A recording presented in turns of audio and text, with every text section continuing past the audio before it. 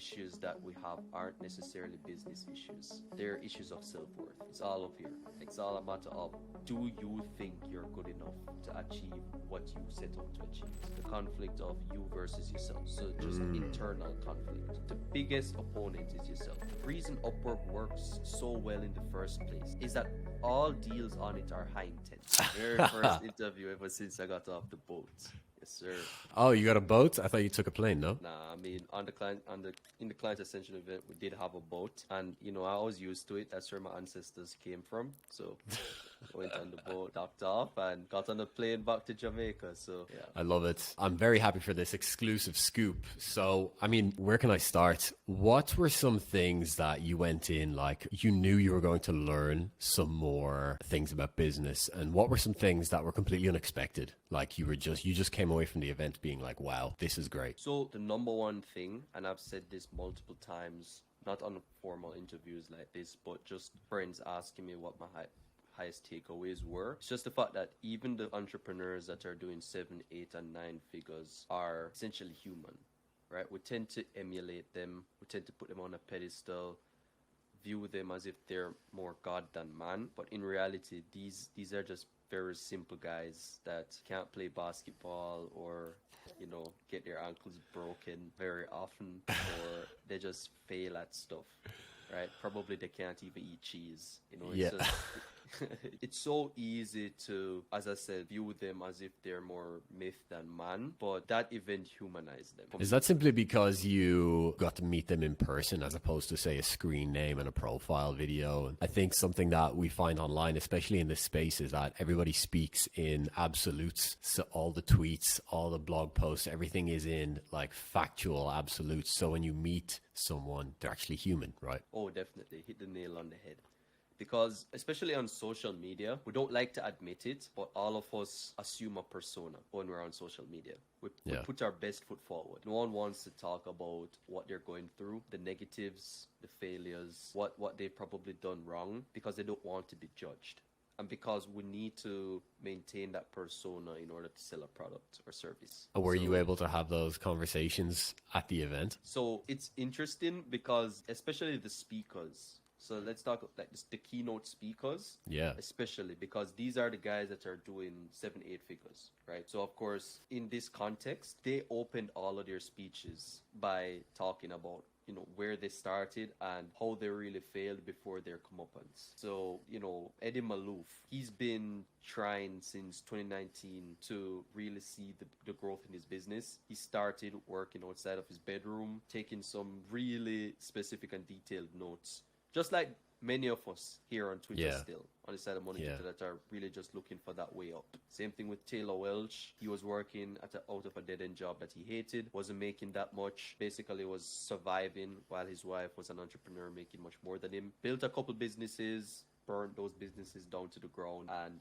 here he is now doing 8 figures. So what does all this humanization and meeting all these online entrepreneurs in person, what has that given you now that you're back to the hustle, back to the grind? That's a great question, because I think that was the biggest needle mover for me at the event. It wasn't signing any new deals from meeting people. It was becoming aware of the fact that I could easily get to the same level, if not much higher than these people.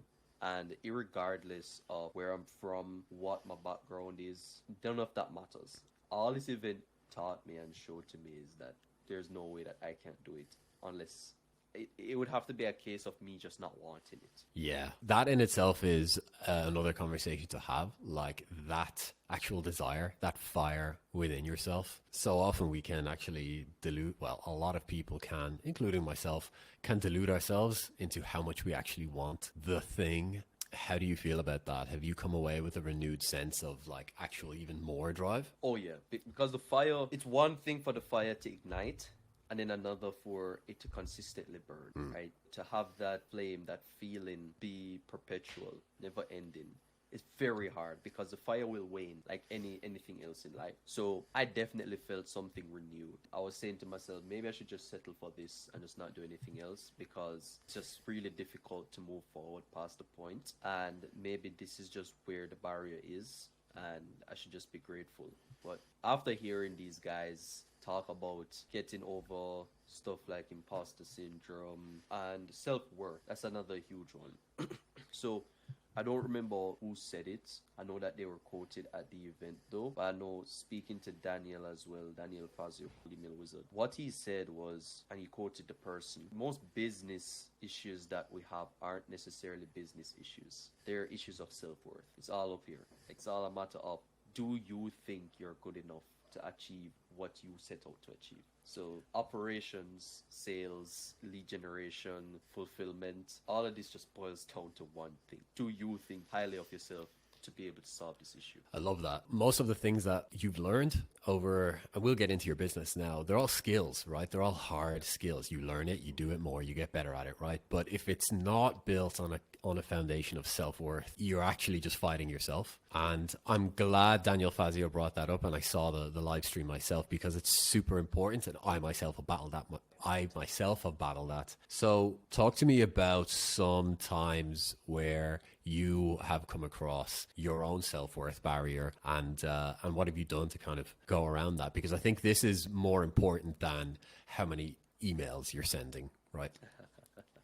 Yeah, so for me, it was definitely an interesting one, because even at the event, I was the only person there from a third world country. Right? I'm surrounded by guys that are used to certain ways of life and are used to certain opportunities as well.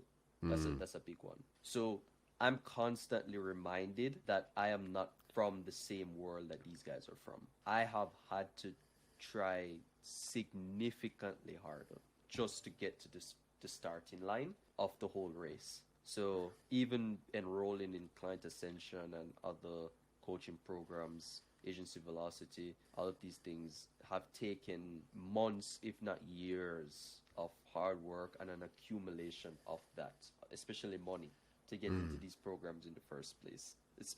My country's dollar sucks, right? So Sure. I've had to do, I think it's like 1 to 5 is the ratio. Right. So Okay. you have to do at least 5 times more work to get the cash in the first place to invest into these programs. But so as a matter of self-worth, I used to just talk really down on myself, because I was like, hey, I'm just this guy from Jamaica, right? I'm not from the US, I'm not from Canada, I'm not from places like the UK, Australia, all of these places where most of these millionaires, billionaires are coming out of. I'm from a place where the average salary is like $400, if not less, in some cases, right? So I was actually told this by coaches and people at the event, but rather than calling myself just that one guy from Jamaica, I'm actually no different than everybody else there. I'm just in a different country. I was born and raised in a different culture. That's all it really was. So I'm not saying that I've completely gotten over the whole issues of self-worth and self-confidence, but I've grown significantly since then. You know, the initial thoughts that I've had, and it has directly impacted my business positively.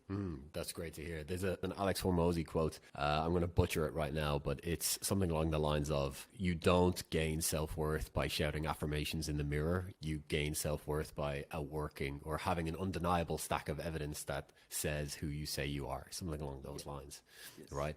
And I think that's great, because it's very practical, and it speaks to the practical entrepreneurial mind, which isn't, I'm going to write down my feelings and manifest this, but I'm actually going to do it, which is a very entrepreneurially minded frame of mind, right? You said there, you've had to work a lot just to get to the starting line. Has that work helped solidify that self-worth, since it is a stack of work in itself? Yeah, so this is another thing I like to touch on perception. Because for me, and I had to be told this by a client of mine, actually. The stuff I know now, I'd say maybe 80 to 90% of people, the average person, just doesn't know, right? And I take that for granted. I think we take that for granted, actually, both you and I, seeing as though, we're classmates, right? Same field and everything. But these things that we know, cold email, cold DMs, these operations, sales stuff, implication questions, all of these stuff we take for granted, and we say, well, everybody knows it. So, I mean, it's not anything worth writing home about. That was me initially, which is why I said I had to learn all of these things just to get to the starting line. Because the starting line, or those at the starting line, were all of those in or on Money Twitter, as well as on in the programs that we're a part of, the same programs. So I'm surrounded by guys that already know all of this stuff. So I was like, I need to be able to know and replicate these things before I'm even there with those other guys. Yeah. When in reality, as I said, like 80-90% of people don't know this. Even business owners, hardened business owners that are going on 20-30 years strong have no idea what we know. So that kind of messed up my perception a bit, because then I just figured that, okay, well, I'm just a newbie, I'm a beginner to this. If I want to even get to the starting line, I need to do all of this work in the first place. And a lot of that work, as you said, because of my perception, it didn't really contribute positively to self-worth, because I just thought it's something everyone knew anyway. What's there to be proud of? Yeah. Right. Yeah, that's really interesting. And I think it's the negative side of going into a coaching program where you're purposely surrounding yourself with A players. It's like you might be, let's say last year, you might think of yourself as an 8 out of 10 or maybe a 7 out of 10. And you're like, I want to be a 10 out of 10. So I'm going to join this coaching group. I'm going to surround myself with winners. When you enter that, you're in a totally different league. You're in a totally different race, right? And you're like, oh, I'm a 1 in this room. I'm a 2 in this room. But because you get so obsessed with that room, you forget that you've been through and there are many other rooms. So you're just constantly comparing yourself to the people that are on top. And then your perception of yourself is like really low, because you're comparing yourself to people that are on a different journey, that are on a different story, that have been in the game for much longer. It's the downside of wanting to be around those A players, you know. So my question to you is, how do you break that perception of yourself? How do you remind yourself of all that knowledge that you have? Is it just the client's calls? So I'm lucky to have great guys in my life that just kind of remind me of what I've done, what I've accomplished. Who are those guys? So coaches in the program, and just namely, you have Shen, you have David, you have Dakota, Daniel, Andre. All of them constantly remind me that, like, hey, you're doing X amount in rev per month in Jamaica. You've done this over the course of just 10 months with my new offer and 1 year in business total. They constantly prop me up. And then I have friends back home in Jamaica here that consistently follow me on my socials. They see what I'm doing, and then they prop me back up. So the biggest conflict that I have in entrepreneurship, or even in life itself, and it's a recurring theme not only in my life but other people's lives as well, is the conflict of you versus yourself. So just internal conflict. The biggest opponent is yourself. And I didn't get that from a fortune cookie or anything. Trust me. I'm telling you this from a place of experience. Like, everybody can tell you, everybody can, and oftentimes if enough people say the same thing to you, then it has to be true. So I've come from that place of everybody says the same thing about me, but I'm the only one that doesn't believe it, right? So even though I'm not going to say that I've completely overcome that hurdle of deeming myself worthy to be doing what I'm doing, but it's gotten significantly better from where I started. That's great to hear. Well, let's talk about your offer. What is the difference between Upwork and Fiverr? Fiverr sucks. Fiverr, if you're watching this, or a representative watching this, your site sucks. I'm joking. But Upwork is, the thing about Upwork is although they have implemented project-based systems like Fiverr, Upwork is just way more flexible in the sense that you don't have to be commodity or price framed from the get-go. So the service that I'm doing costs maybe like 1K to 2K, just hypothetically, but there's another guy that's offering it for 500 to 700. So the person's going to go for the cheaper one. That does happen, yes, for sure, but not nearly as much as it does on Fiverr, where price is pretty much everything. You may have some guys on the internet telling you that they're getting 1K to 5K projects on Fiverr, and I don't doubt that there's a possibility, but chances are very low of that happening consistently. So Upwork overall is just way more flexible, and that's why I like it. So I can go on to Upwork, I can send 5 to 10 proposals, and maybe there are a few that will try to lowball me, but there's just that one guy out there that's willing to pay 10 to 20K for the service that he went out to have solved, and that's it. Right. Okay. I think there must be some branding problem, or maybe when it was first launched, but Upwork always gets compared to Fiverr and other of these like quote unquote cheap labor platforms. So are you saying that there are actually high paying gigs on there? Oh yeah, and I'm not saying this from a place of second-hand experience. I'm saying it from a place of first-hand experience. So when Right. I started my agency, I did not know about any other form of client acquisition than Upwork. So I did not use cold DMs. I did not use cold emails. I didn't even have a website. Nothing. All I did was send messages on Upwork, proposals. And I managed to scale my agency to around 7.1 or 7.4K just from using Upwork. All my clients were from Upwork. I'd get maybe 3 to 5 calls per month, and those 3 to 5 calls were amazing for me. I'd be happy if I booked 5 calls a month. Wow. Yeah. Coming from a traditional, quote unquote, traditional marketing background, Upwork was never in the marketing mix, right, of acquisition channels or anything along those lines. Why should a marketing manager or an online entrepreneur care about Upwork? It seems like it's a very noisy platform where it seems like it's a race to the cheapest price. And then there are these like established accounts that are untouchable. Like essentially, would it be worth my time to get up and running on Upwork? Yeah. So I don't doubt that this has been many people's experience, and I don't hold it to them either that they think this way, because initially I thought the same way. So I completely understand where the person's coming from. But you have to understand that Upwork has this kind of bad rap because oftentimes you're competing with people that are from third world countries as well. So they'd be willing to take projects for 50 to 100% cheaper than what you'd be offering. But that doesn't mean that there aren't companies out there that are willing to pay you premium to have their problem solved correctly. Because we've all used VAs before, in the past. We'll go to Online Jobs, PH, we'll go Currently. to Fiverr. Currently.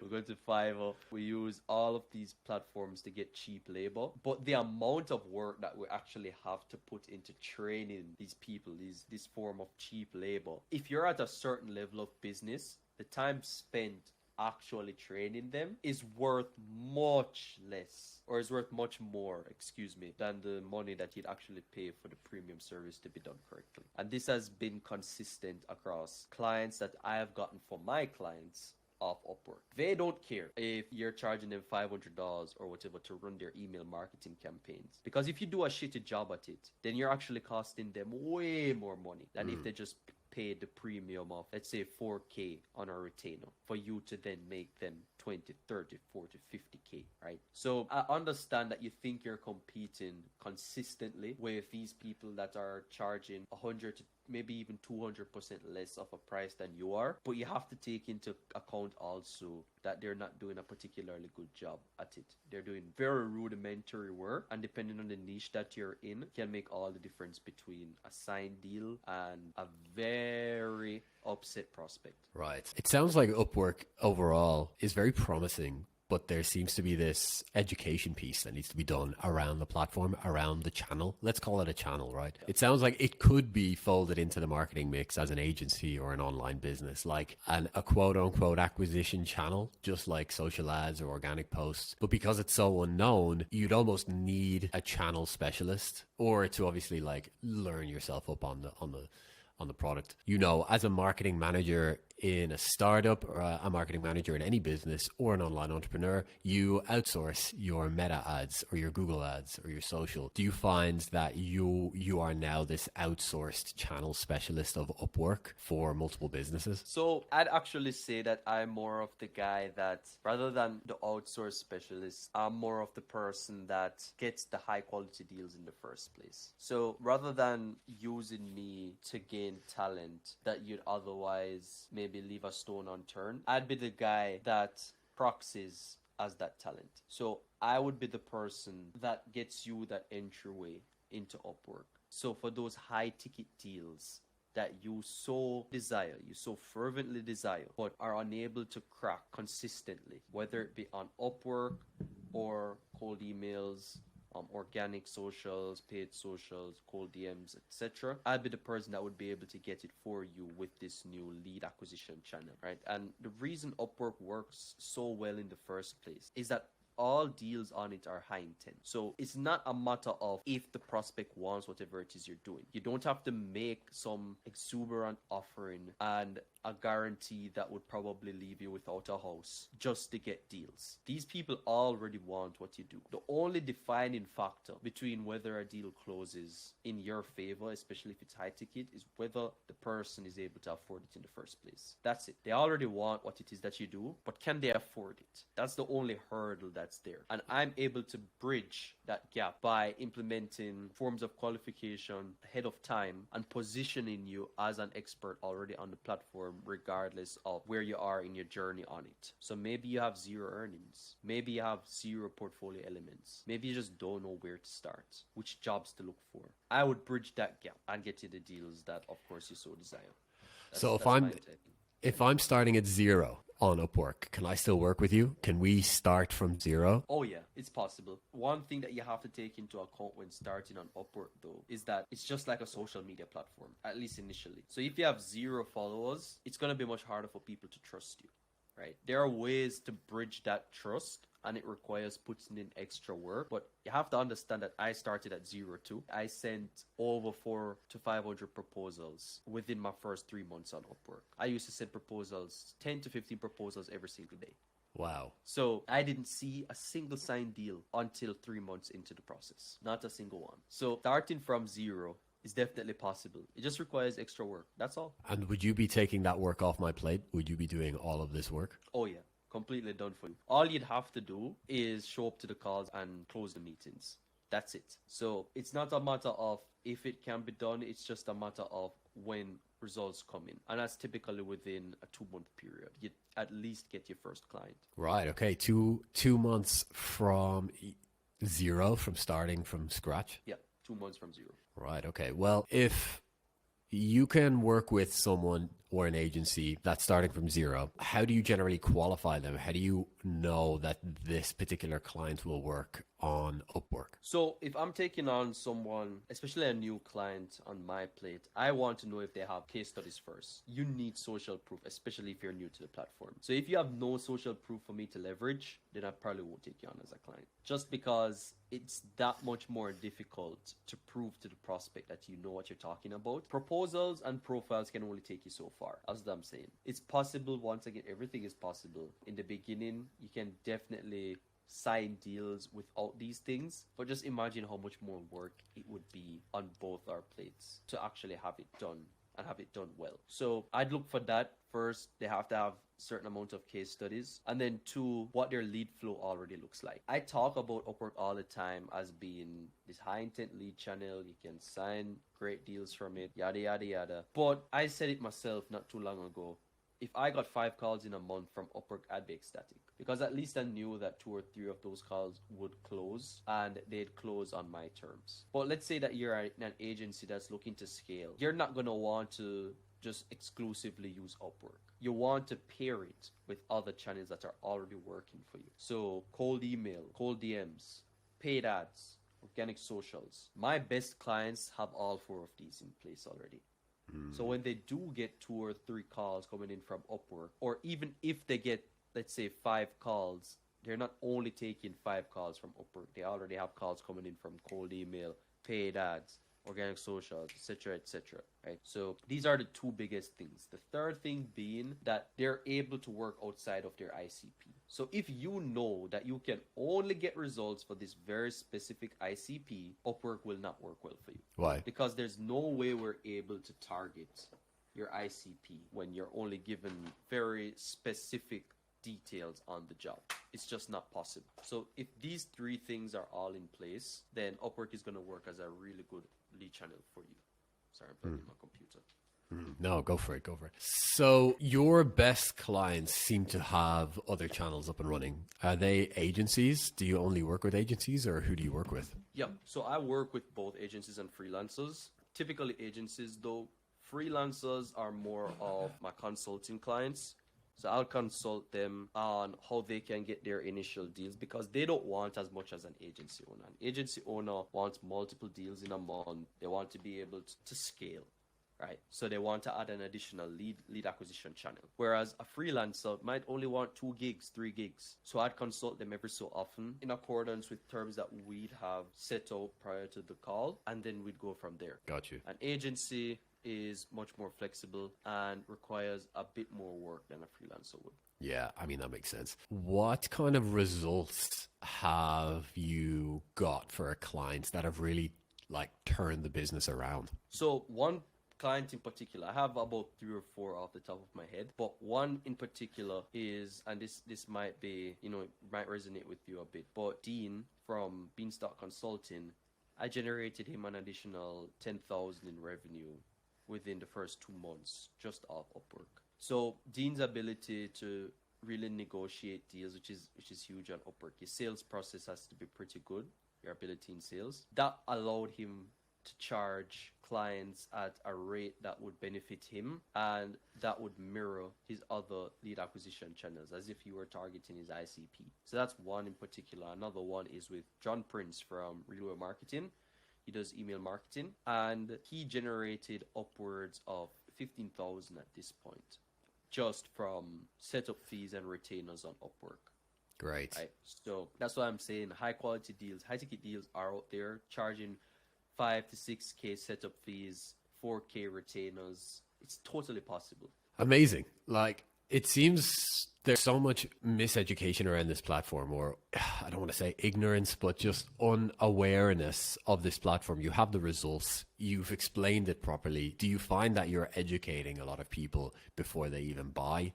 And it is part of that, maybe like your content marketing. Are you talking a lot about all of this? Because it seems like it's a no-brainer to me. Oh yeah. So I've had so many people hit me up on Twitter especially and tell me to stop giving away the sauce. Yeah. Because they've already been using Upwork for X amount of time. They know that the deals are there. So they've told me like, bro, stop doing this. Stop letting the sauce go. Let's keep it all for ourselves, right? And I've had clients come inbound from Twitter as well who have had no idea. They maybe have wanted to try it in the past because they've heard from a friend of a friend, but they've never done it for themselves. Right. And these companies are doing 7 figures as well, just to put that out there. Gotten them onto the platform, booked 20 to 30 calls within a month. Right. So there are those cases, of course.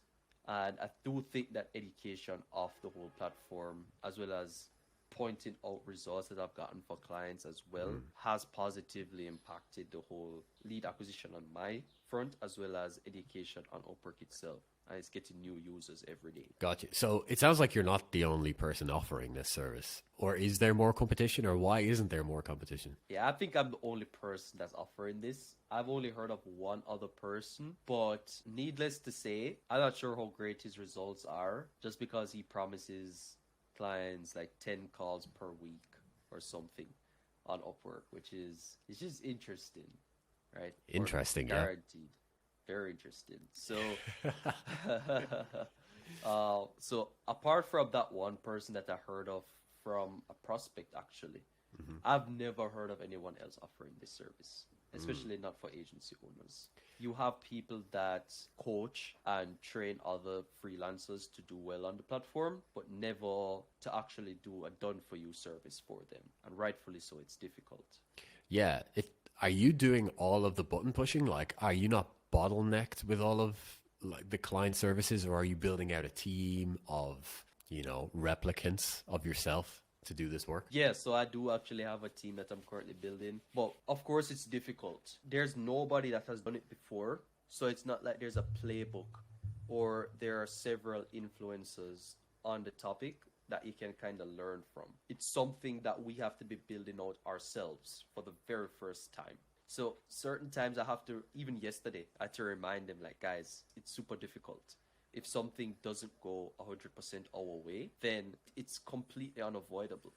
There's no playbook for us to do this. There's no training that I can buy for all of us to be like, watch this video, train with this mentor, and in the next 3 months you'll be bulletproof on doing this. There's nothing like that. There's no YouTube videos, nothing. All we can do is build out something for the very first time and ensure that it's built off the premise of excellence. That's all we can do. So I'm building a team, yeah, but it's super difficult for sure. That's pretty exciting though. It sounds like you're breaking ground on all of this. Oh yeah. It's super exciting, but oftentimes I'm faced with the fact that the difficulty of building something new might sometimes trump the whole feeling of I'm building something new. Right. Right. So yeah, there are times that I'm just like, fuck this. I'll probably just release some course and profit on it.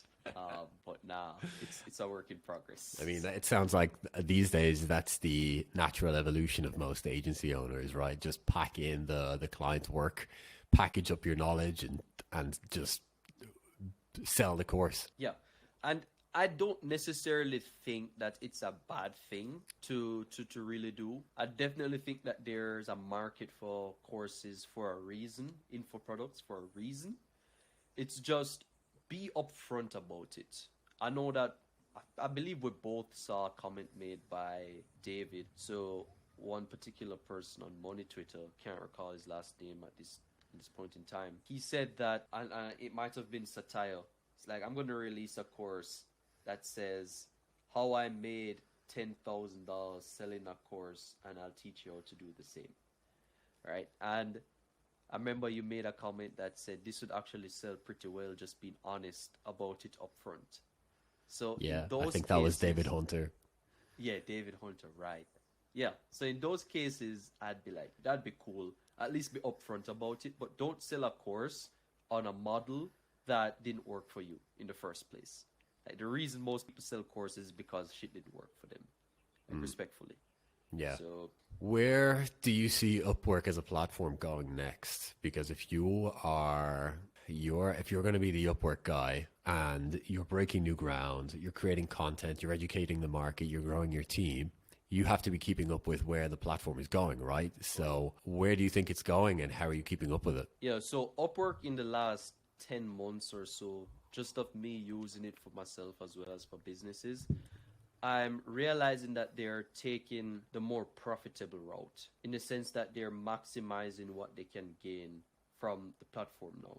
So it might have been in a stage of growth within the first, I don't know, couple of years of its inception. But just like any social media platform, it will start off with facilitating growth of its users to build the platform base and to, get new users to come onto the platform, stay on the platform and consistently use it. And after that, we're in the profiting phase. So growth phase is now gone. Profiting phase comes in, where the algorithm changes. They start to introduce new methods of monetization, increase in prices, and almost like a filter. So it was much easier to get onto Upwork, even when I got onto the platform, which was nearly 2 years ago, versus now, where they've introduced certain features such as bidding on projects, boosting your profile, stuff like that, which requires a certain amount of connects to do, which is the currency on the platform. So it now rewards big spenders. So if you're willing to spend $2,000 per month on Upwork, you're going to see results regardless. It's a worthwhile investment. However, for those who are unable to spend that much, for budding freelancers, it's going to become more difficult. So Upwork is moving more towards that whole profiting, I'd say, life cycle. And things are only going to get more competitive between those who are able to keep up with the whole profiting conjecture and those who aren't. I said it earlier. I was like, is it worth getting onto the platform starting from zero when there are already these established guys that will always show at the top of the results, that have the fully fleshed out profiles, everything like this? It sounds like those guys will get even more gigs, and the smaller guys will get even less, if any, according to these new changes. What do you think about this? Is there any point now getting on the platform with these new changes? Yeah, I'd definitely recommend it to agency owners that are already doing maybe 10 to 20K rev at the very least. Let's say 15 to 20, actually, if you're going to be working with me in particular. But for freelancers that are just getting ready to start on the platform, or agency owners that are fresh on their journey, I would not recommend it. Just because it's exactly as you said. You're competing with guys that have hundreds of thousands of earnings on the platform. They have an established track record. They're able to spend 2 to 3 grand on connects. I'm not saying that it's impossible. Like, I'd never say that. You can definitely still, even when I got onto the platform, I was starting from zero. There were still guys like that. I'm just saying it's that much more difficult. And it's a platform that you have to put resources into. So it's not like it's akin to a social media platform, but it's not this exactly the same in the sense that on social media we can just create our accounts for free and go from there. It's not the same on Upwork. We need to be able to purchase connects to get an edge and to even apply in the first place. Right? So that's my stance on it at this point. Okay, interesting. All right, Matthew Johnson, what is next for you? You've got motivated from the Client Ascension meetup.